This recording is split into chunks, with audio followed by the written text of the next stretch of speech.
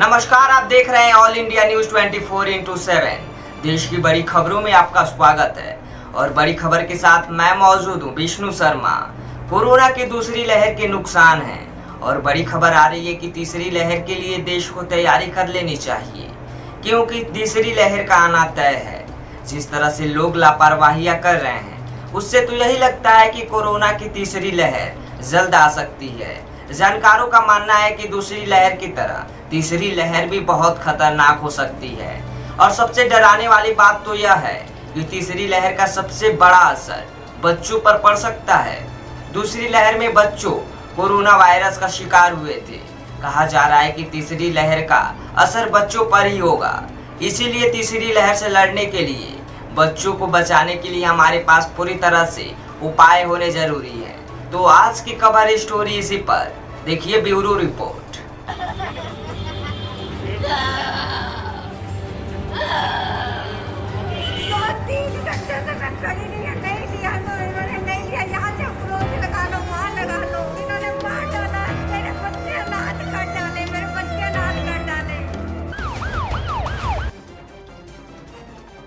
Corona की दूसरी लहर का प्रोग्राम तो अभी शांत भी नहीं हुआ है और तीसरी लहर का अंदेशा जताया जा रहा है। लोग लगातार कोरोना वायरस की दूसरी लहर में मारे जा रहे हैं और तीसरी लहर सिर पर आ खड़ी हुई है। दूसरी लहर समझे नहीं कि तीसरी लहर आ रही है। कहा जा रहा है कि कोरोना की तीसरी लहर बच्चों के लिए बहुत खतरनाक हो सकता है और इसके साथ ही SBI की इस रिपोर्ट में कोरोना के लिए बातें लिखी गई हैं कि कोरोना की तीसरी लहर जितनी दूसरी लहर खतरनाक थी, उतनी ही ये भी खतरनाक होगी।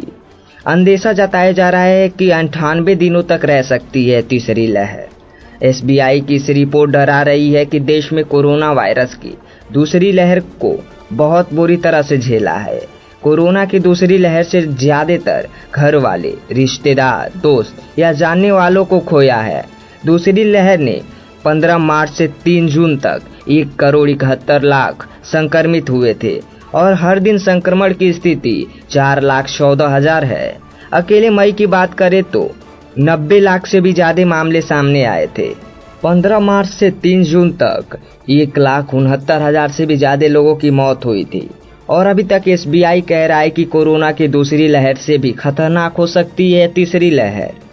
अपनी रिपोर्ट में SBI ने एक उम्मीद भी जताई है। रिपोर्ट में लिखा है कि अगर भारत तीसरी लहर के लिए अच्छे से तैयार रहता है तो गंभीर रूप से बीमारी वाले की संख्या भी कम हो जाएगी, जिससे मरने वालों की तादाद भी कम हो जाएगी।